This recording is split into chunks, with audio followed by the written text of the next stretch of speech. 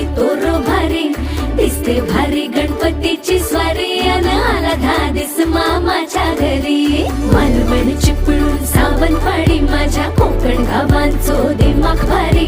दिसते भारी गणपतीची स्वारी माझ्या कोकणा वाटे तुम्ही वलवा गाडी धमाधमान हाका गाडी माझ्या कोकणचो रस्तो नागमोडी